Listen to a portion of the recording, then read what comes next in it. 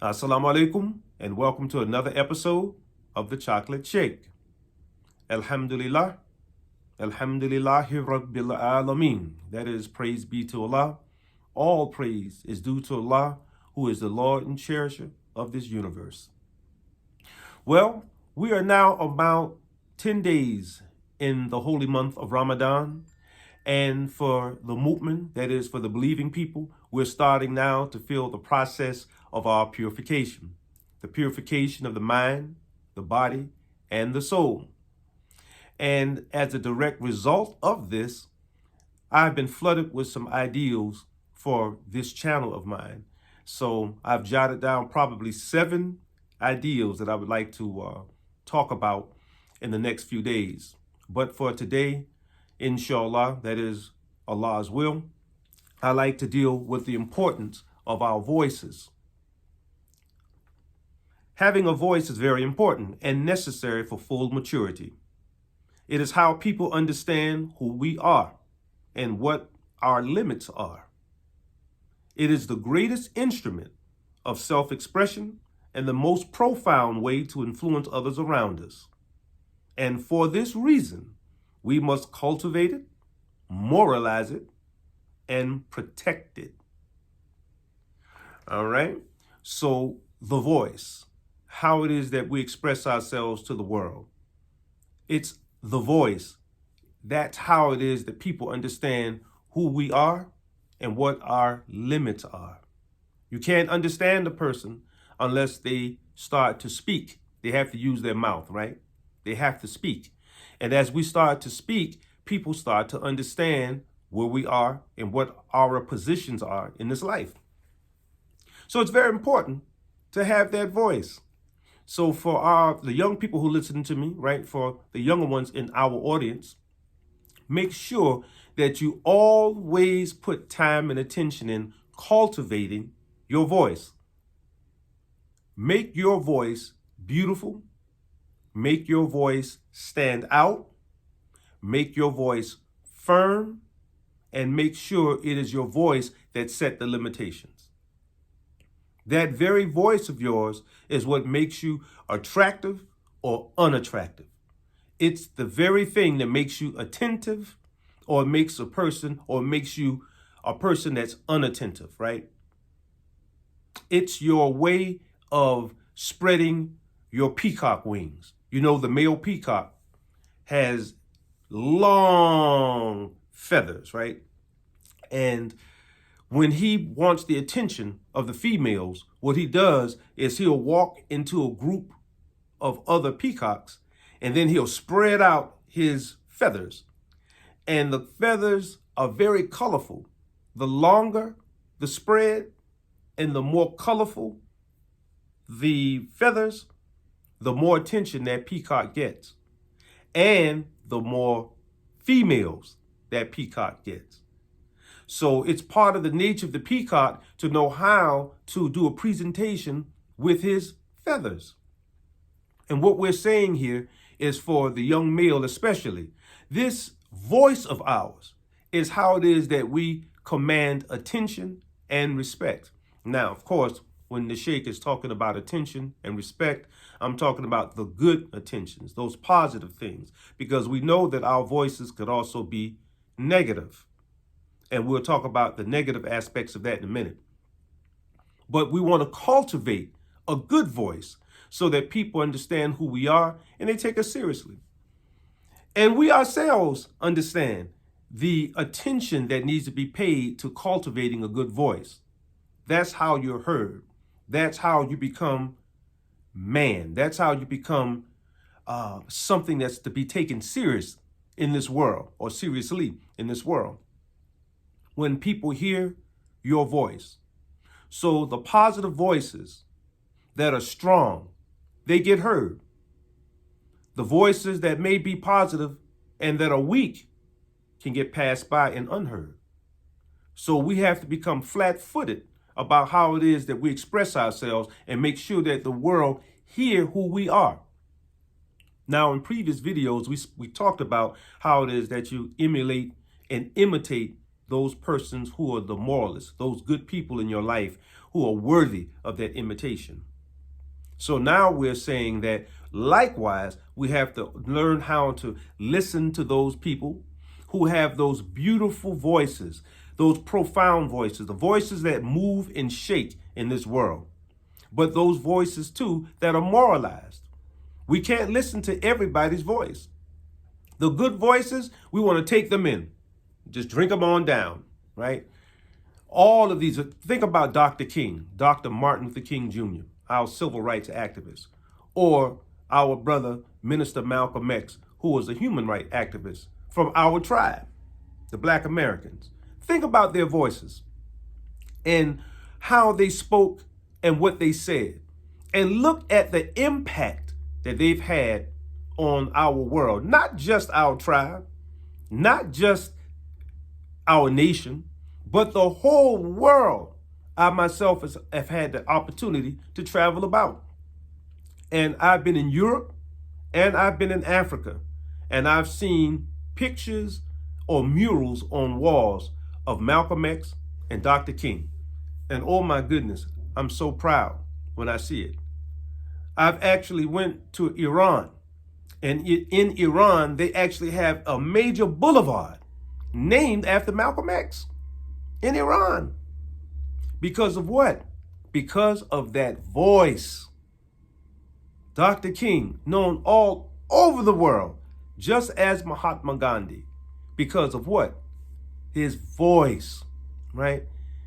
It is what he stood for. We knew what these two giant moralists stood for. And they stood for civil rights here in America and human rights abroad. They were those voices that went against the common, they went against the system. They went against the grain. They went against their own nations in its corruption. Not against what is good. They only went against what was bad. But those voices were so loud and so proud that the whole world heard those voices. And people moved on what it was that Dr. King said and what our beloved Haji Malik al-Shabazz, that is also known as Malcolm X, said. They moved the world. My life was changed by those two individuals. Those are two of the best individuals in my life. I've read their books. I've listened to their speeches over and over and over again.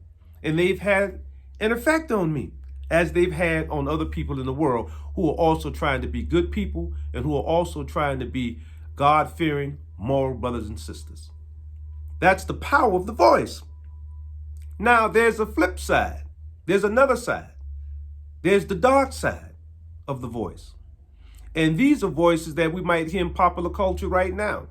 And I'm just going to pick on music for a while, okay? Because I could have went to politics. I can go anywhere when we talk about the negative voice, right? So it's not just the music. But I'm going to talk about the music because the music is something that's taken seriously by my particular tribe, by Black American culture.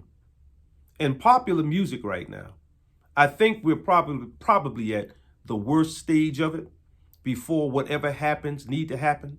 I don't know if Allah subhanahu wa ta'ala is getting ready to have some type of spiritual revolution for the Western world or the world en masse, or if this thing is just going to fall and tank, right? This civilization that we live in called Western civilization is basically just going to, crash and fail. And it seems like that's what it's going to do. But, Allah knows the better. We don't want to pray for the nation's destruction if, in fact, it can be turned around by the believing peoples. If we can come together and we can start to change some of the mentality and some of the culture of the West, then perhaps it can be saved. And again, Allah knows the better. But at the same time, Allah might also have this nation, as other nations before it, it might be on a trajectory to just be destroyed. And we just will be another so-called great nation that will crash and burn, like Rome, Greece, Egypt, China, and other nations that came before, that have, come up, made a great presentation to the world, gave the world something great, And then all of a sudden, you start to see it destroy itself. Seems to be the nature of things.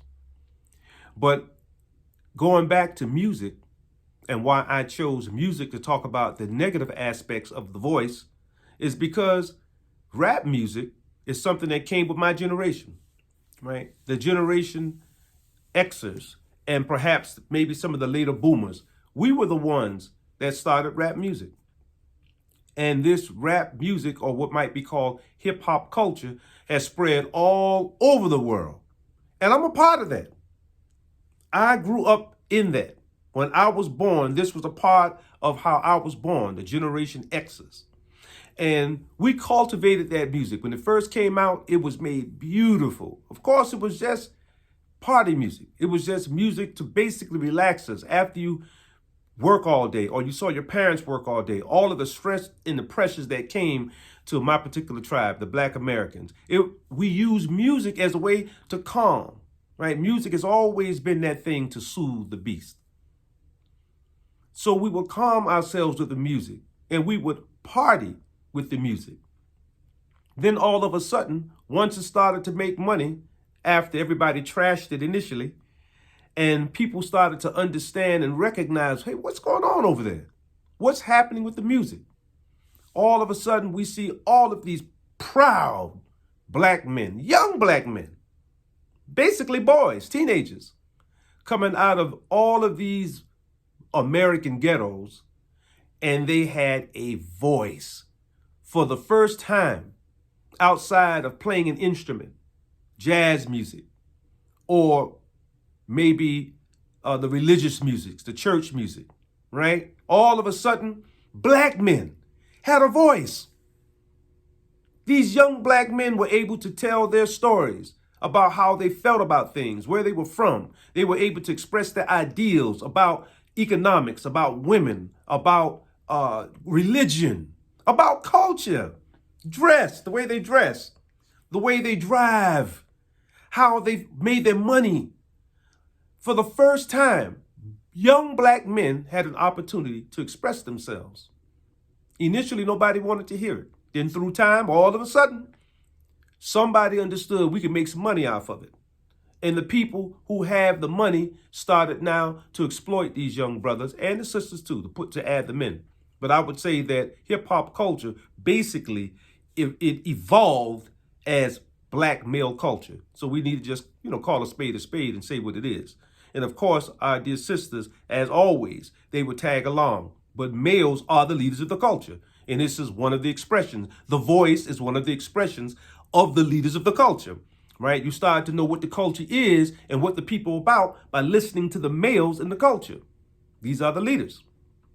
And now these young black men were telling the world what Western culture is about or how they fit in it the best they could, the best they can express themselves. It's not saying that everything they said was right or everything they said was wrong. It was just self-expression. People heard us. And the way we use our voice and the way we put it together with sound, with music, it just exploded on the scene. Now people all in the East, Koreans, Japanese, people all up north, all types of Europeans, Russians, and everybody, right? All down south in Mexico and all the way down to Brazil, you hear hip hop, you hear rap music. People expressing themselves using the platform, using the skeleton that was given by the black American male. These young brothers, like myself, that was my generation. We were the ones that started it. So we were expressing ourselves and letting the world know how it is that we felt about the issues I just mentioned. That's the power of the voice. Now, when you start to put a negative spin on it, and now it's about money or people making money off of it, and we know the gatekeepers because the rappers have told us, the people who are part of the hip hop culture, they've made it very clear that there are gatekeepers who do not want the music to be positive. They'd rather hear the negative things. They would rather hear young ladies talk about WAP. They would rather hear people talk about killing one another or taking drugs, right? Young brothers literally taking the lives of other young brothers in music. And that's acceptable now in the Western world. Not necessarily acceptable in black cultures. I'm not going to put that on black people. because we're victims of the culture. And I'm not talking about victimization, right? Or he's acting like a victim, or stock for the lie. No, we are victims. You're not acting like anything. You are what you are. You've been victimized. And you better be smart enough to know that you are a victim. And don't let anybody, make you a fool by telling you that you're not. You are. We are victims of this system. So we have to know that we're victims, and then we do what is necessary to come out of being victims. You do what you need to do. You create the culture. You create the mindset. You create the spirit. You create the weapons, right? Religion being one of them. Your morality being one of them. You start to select the things to be able to push back against the enemies that are using you. You push back against the culture that's putting you underfoot and making you the fool. The culture that is actually killing you through your own means, using your own talents, your own children, your own music, your own voice. This is what the Sheikh is talking about today. So it's very important for us to cultivate good, strong, positive, moral voices so that we could push back against the negative aspects of those who use us for financial gain. The people who use us for whatever reasons they want to use us for, right? We sat right there on one of the popular YouTube channels. And what's his name? Charlemagne the God, he calls himself. He actually had one of the producers sit right there, this Jewish man who was basically riding the coattail of hip hop from the early days, right? What he is, he's an exploiter. That's what he is. He's an exploiter. He is a person who is a leech. He's a low-down dog is what he is. And he said right on that show that I feed my family off of this, meaning that negative hip-hop music, the negative musics, right? The negative voices that we were talking about. He said, I feed my families off of this. What you expect me to do? Stop? And he said that to black people who he knew were listening to that. He said that to the face of Charlemagne. This is what that man said. He's a lowlife. That man is a lowlife. What do we expect you to do? You damn right. We expect you to stop. We expect you to be better. We expect you to be a leader. We expect you to be moral. But if you can't do that, then it's up to us to say to people like him, okay, we'll let you go. You do what you got to do. And then we do what we have to do to shut down those negative voices and not listen to it, not pay for it, keep it away from our children. Demand that you and your family as a leader not allow your children to listen to it and not give $1 to people like that man so they can continue to exploit us. That's what we do. We stand up as men and we say to a man like him, if that's a man, no, sir, you will not continue to exploit our people and we won't give you another damn dime. Nor will we give you voice.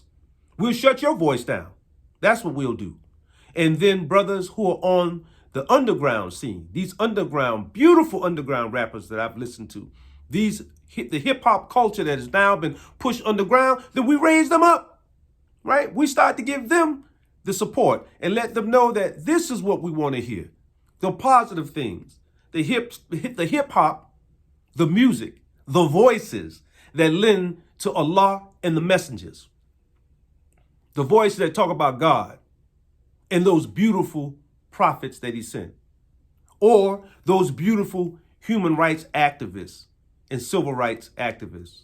Or those beautiful artists. Anybody that talks about the beauty that Allah subhanahu wa ta'ala gave to the human being. This is all I'm trying to say. So we have to make sure that we support strong voices that are positive and we shut down these negative voices that are bringing nothing but hurt, harm, and pain to our community. Brothers being locked up by listening to some knucklehead rapper who's talking about a life that he himself never lived. And if he lived it for a couple of months, maybe a year or two, and he got out of it because he used his voice through hip hop to elevate himself and get himself out of that situation. And then some poor boy in some ghetto or some knucklehead in one of these suburbs who happen to be Black American starts to listen to that nonsense, and then they're led astray by the very person who left the lifestyle many, many, many years ago and who's now a millionaire or billionaire, whatever the case may be. Shame on those voices. So this is one of the ideals that came to me during the month of Ramadan, believe it or not, because I'm listening to Quran Kareem, right, in the Arabic. And as I listen to it in Arabic, I'm always floored by how beautiful the recitation of the Quran is in the original language that it was revealed to our Prophet Muhammad in. So as I listen to the rhyme, the rhythm of the Quran, and as the Qari starts to roll from verse to verse to verse, and how it hits my mind, how it affects me, right? How it hits my mind, how it hits my heart. I say to myself, wow, this is beautiful. It is something that could charge you up. And it's also something that can bring you to tears, to listen to the Qari recite the last revelation that God sent to mankind, the Quran. So as I was listening to the Quran, it reminded me of how it was affecting me. And I said, you know, I have to do a video about this. The effect of words and sound on the human being. The effect of the voice of the Qari, which is nothing but an imitation of the voice of our Prophet Muhammad. On him be peace. And how it is that all over the world right now, Al-Islam is the second largest religion on the planet Earth, only behind Christianity by a little bit, and will be the greatest, the biggest religion in the world by 2050, hands down. And the FBI reports that I read many years ago said, and that will happen even if the Muslims don't even do dawah. We don't even do missionary work. We don't even have to do dawah, missionary work. And that's going to happen as a consequence of the birth rate alone. So we will see the East and the West become Islamic, probably in my lifetime. And if not in my lifetime, definitely in the lifetime of my children and my grandchildren. So again, alhamdulillah, praise be to Allah, the Lord and cherisher, the guardian, evolver of this universe. This is our reality. So that's the positive voice. And this is what we want for ourselves. This is what we want for the tribe. This is what we want for our nation. This is what we want for the world. This is the effect of a good voice. So I'll end the video here. I pray that something I said benefited you and yours.